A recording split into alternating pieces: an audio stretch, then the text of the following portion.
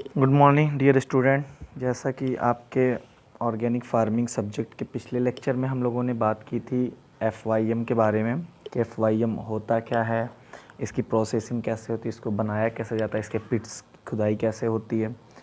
लेकिन आज हम लोग बात करेंगे वर्मी कंपोस्ट की कि वर्मी कंपोस्ट क्या है। तो इसमें हम इंट्रोडक्शन की अगर इसके बात करें, इसका परिचय जो होगा, जो केचुआ है जिससे वर्मी कंपोस्ट तैयार होता है वो कृषकों का मित्र कहा जाता है। तो आप लोग बहुत पहले से जानते हैं। यह सेंद्रित पदार्थ जिसे कहा जाता है कार्बनिक पदार्थ ह्यूमस व मिट्टी को समतल करके ज़मीन के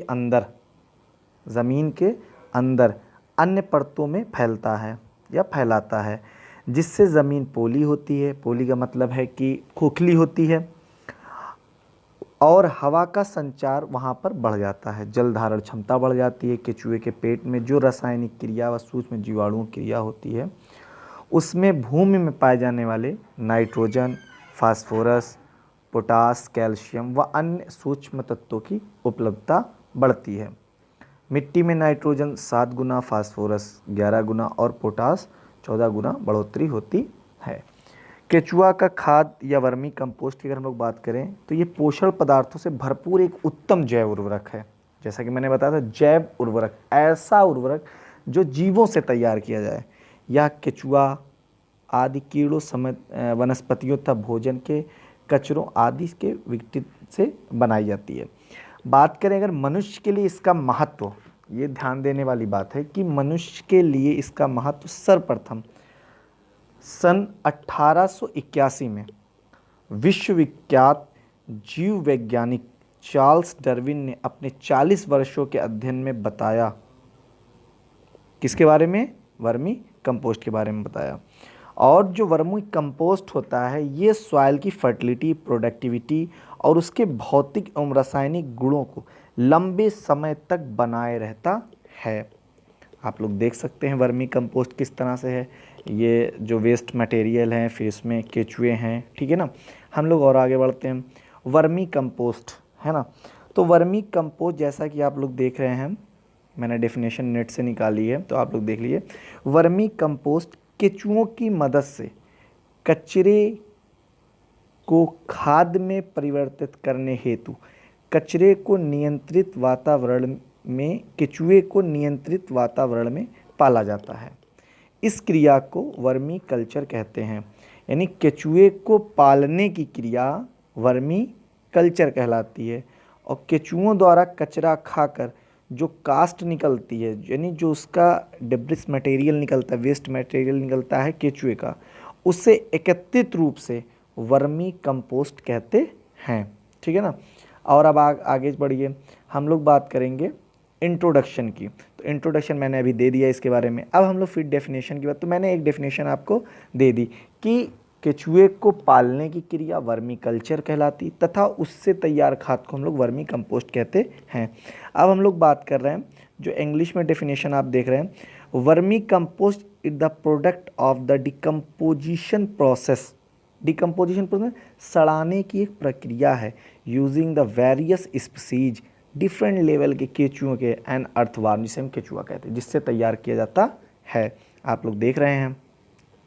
आगे हम लोग और बढ़ते हैं। हम लोग देखें अंडरस्टैंडिंग द टर्मोलॉजी। कुछ टर्मोलॉजी इनकी हैं, आपके एग्ज़ाम में कभी कभी ये चीज़ें पूछ ली जाती हैं कि वर्मी कल्चर क्या है। मैंने बताया वर्मी कल्चर किसे कहते हैं, केचुओं को पालने की जो प्रक्रिया होती है हम लोग वर्मी कल्चर कहते हैं, द कल्चर ऑफ वर्म्स, ठीक है ना। अब हम लोग बात करते हैं वर्मी कंपोस्ट किसे कहते हैं, ठीक है ना। आप देख रहे हैं, तो वर्मी कंपोस्ट जो होता है, vermi composting the use of worms composting organic material. The use of worm, हम कीटों का प्रयोग करते हैं, वर्म का, ठीक, केचुए का प्रयोग करते हैं, कंपोस्टिंग द ऑर्गेनिक मटेरियल, उसको कंपोस्ट करने के लिए, ठीक, तो उसे हम लोग क्या कहते हैं, वर्मी कंपोस्टिंग कहते हैं। फिर वर्मी कंपोस्ट है, ठीक है ना। उसके बाद वर्मी कल्चरिस्ट किसे कहते हैं, तो आप देख रहे हैं कि द वार्म मैन और a person whose the farm breeds the cats worm, है ना। ये पूरे आप देखो, worm of farm is called the vermiculturist, यानी जो इस क्रिया को करने में, ठीक है ना, एक परिपूर्ण रूप से अध्यंतरित व्यक्ति होता है उसे हम क्या कहते हैं, वर्मी कल्चरलिस्ट कहते हैं। जैसे अगर मेरा सब्जेक्ट है एग्रीकल्चर है, एग्रोनॉमी है, ठीक है ना, तो मैं ये बात करूँगा एग्रोनॉमी में क्या, तो एग्रोनॉमिस्ट, तो इन्होंने एग्रोनॉमी में मैंने काम किया तो इन्होंने वर्मी कल्चर पे काम किया तो इनको क्या कहा, वर्मी कल्चरिस्ट कहा जाएगा, ठीक है ना। हम लोग अब और आगे बढ़ते हैं, देखते chemical composition of vermi compost, ठीक है ना। तो इसमें हम लोग देखेंगे कि ईसी इलेक्ट्रिक कंडक्टिविटी कितनी होती है 11.70, फिर इसका हम पीएच मान देखेंगे 6.8 होता है, ठीक है ना। उसके बाद नाइट्रोजन 0.50 से 1 होता है। फास्फोरस जो होता है आप लोग देख रहे हैं फास्फोरस कितना होता है, ये आप लोग देख सकते हैं फास्फोरस कितना होता है 0.15 से 0.56 होता है। फिर पोटास कितना होता है 0.06 से 0.30 होता है। कैल्शियम कितना होता है, कार्बन कितना होता है, फिर सोडियम कितना होता है, जिंक कितना होता है, और इसमें मैग्नीशियम, कॉपर, बोरान, एल्युमिनियम वगैरह इसमें पाया जाता है, ठीक है ना। ये इसका केमिकल कंपोजिशन है। हम लोग और आगे बढ़ते हैं तो बात करेंगे कि केचुओं के, ठीक है ना, देख रहे हैं आप लोग कि केचुओं के विभिन्न प्रजातियों से तैयार की गई खाद के पोषक तत्वों का विवरण। तो मैंने यहाँ बताया एलिमेंट्स कौन कौन से पाए जाते हैं, ठीक है ना। और ये 3 वैरायटियाँ इसकी जो मुख्य रूप से मैंने दी हुई हैं, आप लोग देख सकते हैं ये 3 वैरायटियाँ हैं। और जो ये सेकंड वैरायटी मैंने दी हुई है, ये देखिए मैंने इसलिए अंडरलाइन कर दिया था, ये जो इसकी स्पीसीज है, यही स्पीसीज ऐसी है आइसिनिया फोटिडा, ठीक है ना, जो वर्मी कल्चर या वर्मी कंपोस्ट बनाने में सहयोगी होती है। इन सब का मैंने एक दिया कि सबसे तीनों जो इसकी स्पीसीज होती हैं उनसे हमें क्या क्या प्राप्त होता है, यानी उनसे कौन कौन से एलिमेंट्स कितनी मात्रा में प्राप्त होते हैं या कितने लाभकारी हमारे लिए कौन सी स्पीसीज इसकी ज़्यादा है। हम लोग और आगे बढ़ते हैं, क्लासिफिकेशन ऑफ अर्थवार्म। आप लोग देख रहे हैं मैंने दिया है क्लासिफिकेशन ऑफ अर्थवार्म, तो मैंने एक दिया है फाइटोफेगस। क्या है, फाइटोफेगस, आप लोग देख सकते हैं। तो मैंने दिया है कार्बनिक पदार्थ खाने वाले। अब हम लोग बात करेंगे कार्बनिक पदार्थ खाने वाले, इसकी बात कर रहे हैं हम लोग। कार्बनिक पदार्थ जो खाने वाले ऐसे सड़े गले कार्बनिक पदार्थों को खाना पसंद कर, ये ऐसे केचुए होते हैं जो कार्बनिक पदार्थों को खाना पसंद करते हैं, इन्हें खाद बनाने वाले केचुआ कहते हैं। जो हम बात करेंगे आइसिनिया फोटिडा इसी के अंतर्गत आता है, ठीक है ना। दूसरा मैंने दिया है, आप लोग देख रहे हैं जियोफेगस, है ना, ये आप देख रहे हैं जियोफेगस, मिट्टी खाने वाले। तो मिट्टी खाने वाले इस वर्ग के केचुए मुख्यतः मिट्टी खाते हैं, इन्हें ह्यूमस फीडर, ठीक है ना, कहते हैं। इस वर्ग के केचुए अधिकांशतः मिट्टी में गहरी सुरंग बनाते रहते हैं। ये वर्मी कंपोस्ट बनाने के लिए उपयुक्त नहीं होते हैं, ठीक है ना, उपयुक्त नहीं होते, किंतु खेत की जुताई करने में इनका महत्व भूमिका होती है, क्योंकि ये क्या करते हैं, ये भूमि में रहते हैं और भूमि, मैंने पहले था ये पोल बनाते हैं, ठीक है ना।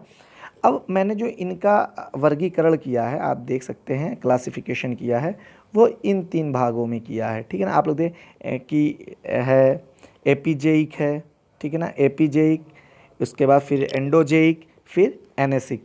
तो हम लोग बात करेंगे एपिजेइक की। तो एपीजे इस वर्ग में आने वाले केचुए प्रायः भूमि की ऊपरी सतह पर रहते हैं। कहाँ पे रहते हैं, ऊपरी सतह पर रहते हैं। आइसिनिया फोटिडा जो है इसी के अंतर्गत आता है, या एक स्पीसीज इसकी है यूड्रिलस यूजेनी, ओके। तो ये सब वर्ग के आते हैं। ये केचुए कैसे, सतही केचुए होते हैं। फिर हम बात करेंगे सेकेंड वाले की, एंडोजेइक। तो एंडोजेइक क्या होता है, एंडोजेइक में इस वर्ग के भूमि की निचली परतों में रहते हैं और ये मिट्टी खाना पसंद करते हैं। ये प्रकाश के संपर्क में नहीं होते हैं। कहाँ पे नहीं होते, प्रकाश के संपर्क में नहीं होते। इस वर्ग के केचुए आकार में मोटे तथा रंगहीन होते हैं। ये वर्मी कंपोस्ट बनाने के लिए उपयुक्त नहीं होते, किंतु भूमि में वायु संचार ये बढ़ाते हैं। लास्ट बात करते हैं हम एनेसिक की। तो इस वर्ग के जो भूमि के ऊपर से नीचे की ओर सुरंग बनाकर रहते हैं एवं किसान मित्र इनको कहा जाता है। भोजन के लिए भूमि सतह पे आते हैं, भोजन अपने साथ सुरंग में ले जाकर खाते हैं, ये सुरंग में अपशिष्ट पदार्थ का उत्सर्जन करते हैं, ठीक है ना। तो इस तरह से इनका क्लासिफिकेशन मैंने किया था, इसको आप लोग देख सकते हैं। नेक्स्ट हम लोग बात करेंगे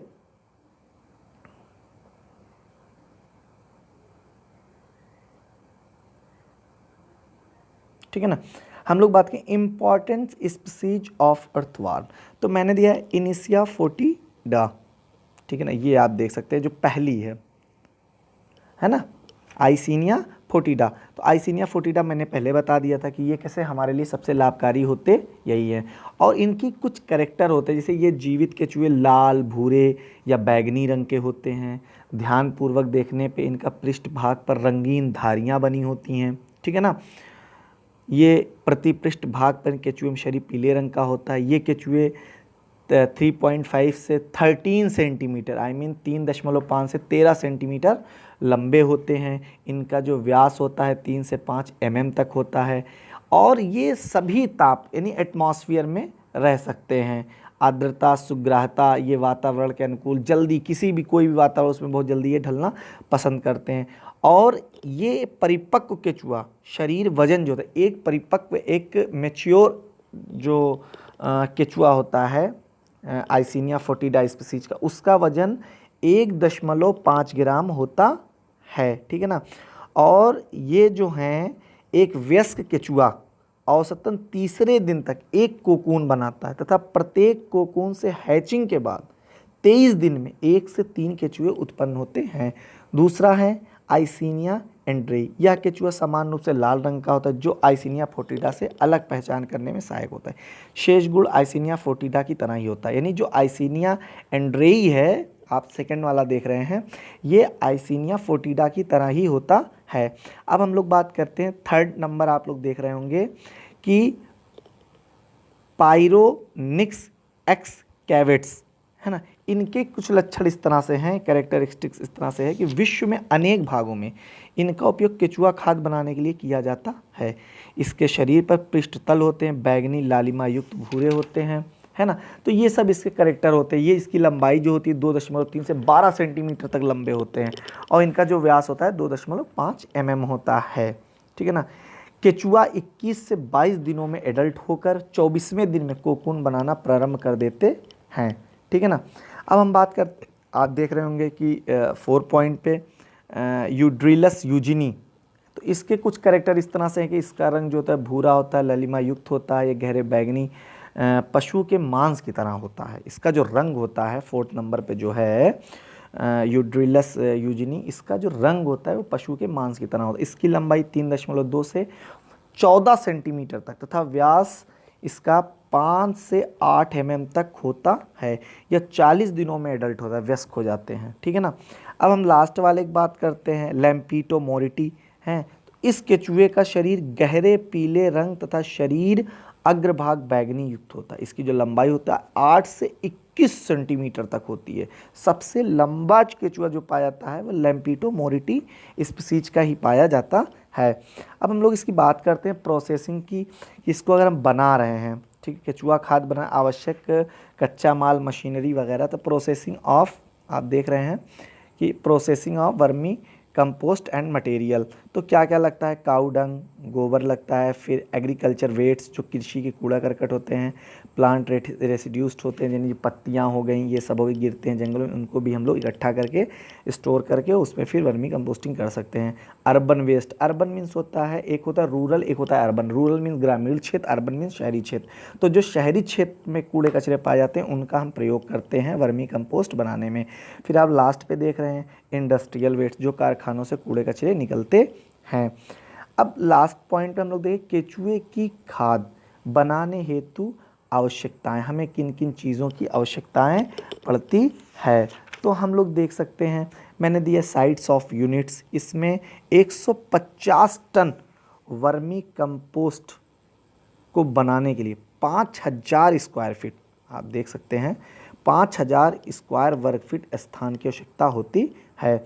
ऑर्गेनिक वेस्ट की अगर हम बात करें तो हमको कितना चाहिए, 4 से 30 टन, है ना, ऑर्गेनिक वेस्ट हमें चाहिए। हम और आगे बढ़ते हैं, बात करें इंफ्रास्ट्रक्चर की। इंफ्रास्ट्रक्चर में अगर हम कोई गड्ढा बनाए उसका आकार क्या होगा, तो आप देख सकते हैं 12 × 10 × 40 फीट का एक हम पहले छप्पर बनाएंगे। उसके बाद हम लोग क्या करेंगे, वर्मी कंपोस्ट कितना इतने में तैयार, अगर हम इस आकार में बना रहे हैं, आप देख रहे हैं इतने का आकार एक छप्पर बना रहे हैं, तो उसके नीचे 150 से 175 टन वर्मी कंपोस्ट हमें प्राप्त हो जाएगा। ठीक है ना, आप लोग इसको देख रहे हैं। थैंक यू आप लोगों का।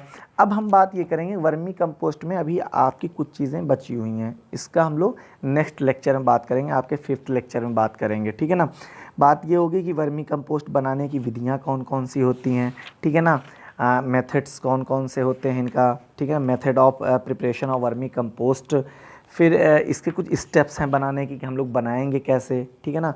तो उसके बाद फिर हो गया वर्मी कंपोस्ट बनाते समय किन किन बातों का ध्यान रखा जाता है, समझ ना आप लोग। तो इन सब चीज़ों का हम लोग बात करेंगे। उसके बाद हम लोग एक चीज़ का और ध्यान करेंगे कि इसका लाभ क्या है, वर्मी कंपोस्ट का लाभ क्या है, हानि क्या है, एडवांटेज एंड डिसएडवांटेज क्या है। और एक हम लोग बात करेंगे कि factor affecting of vermicompost, यानी वर्मी कंपोस्ट को प्रभावित करने वाले कारक कौन कौन से हैं। ओके ना, आप लोग समझ रहे हैं। उसके बाद हम लोग एक चीज़ और नई पढ़ेंगे कि वर्मी वाश क्या है, ठीक है ना। इस चीज़ को आप लोग ध्यान दीजिएगा, वर्मी वाश क्या है। इसको अगर आप लोग नेट पे या कहीं भी देख सकते हैं तो आप लोग देखे रहिए, ताकि डिस्कस करने में और आपको होता नहीं कि वो चीज़ दोहरा उठेगी आपकी। तो इस तरह से अगर आप लोग पढ़ेंगे, मेहनत करेंगे, तो ये चीज़ आपके समझ में आएगी। और मेरी एक आप लोग से सलाह है कि लॉकडाउन तो शायद कल से खुल रहा है, अपने यहाँ जो नियम थे वो थोड़ा जो क्या सख्तियाँ थी उनमें ढिलाई की गई है। तो इसके लिए आप लोग बुक ले लीजिए। बुक का नाम है जैविक खेती के सिद्धांत, प्रिंसिपल ऑफ ऑर्गेनिक फार्मिंग, जिसके राइटर हैं डॉक्टर सुबोध कुमार। ठीक है ना, आप लोग ये बुक ले लीजिए और ताकि साथ में मेहनत करने में अच्छा लगे। Thank you.